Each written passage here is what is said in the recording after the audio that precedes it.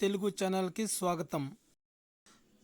కళ్ళల్లో కారం పొడి కొట్టి మారణాయుధాలతో దాడి చేశారు.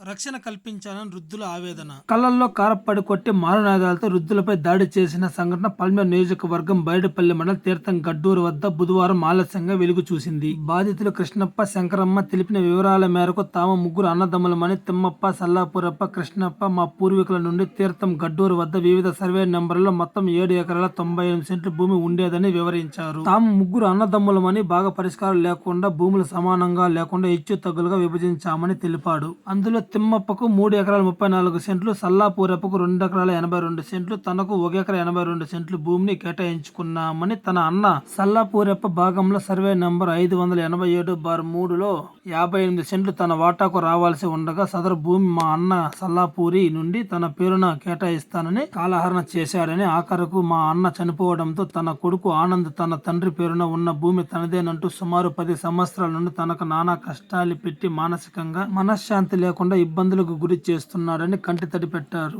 2025 ఫిబ్రవరి నెలలో ఆనంద్ తల్లి రాజమ్మ, భార్య చంద్రకళ, కుమార్తె నీలావతి, చెల్లెలు బుజ్జమ్మ, బామర్ది చందు 6 మంది కలిసి తాము భూమిలో జేసీబీతో చెట్లను క్లీన్ చేస్తుంటే మూకుమ్మడిగా వృద్ధులైన తమపై కారపొడి చల్లి కత్తులతో దాడి చేశారని ఆవేదన వ్యక్తం చేశారు. చేసిన దాడిలో తనకు, తన భార్య శంకరమ్మకు, కుమార్తెలు పుష్ప, అరుణ తలలపై రక్తపు గాయాలయ్యాయని కంటతడి పెట్టారు. ఈ విషయంపై బైడిపల్లి పోలీస్ స్టేషన్ లో ఫిర్యాదు కూడా చేశామని, అయినా పోలీసుల మాట కూడా ఆనంద్ వినకుండా దర్జాగా తిరుగుతూ తనను, తన భార్యను చంపేస్తానని బెదిరిస్తున్నాడని పేర్కొన్నారు. ఈ విషయంపై జిల్లా అధికారులు స్పందించి పరిశీలించి తనకు న్యాయం చేయాలని, ఆనంద్ నుండి ప్రాణ రక్షణ కల్పించాలని కోరుతున్నారు.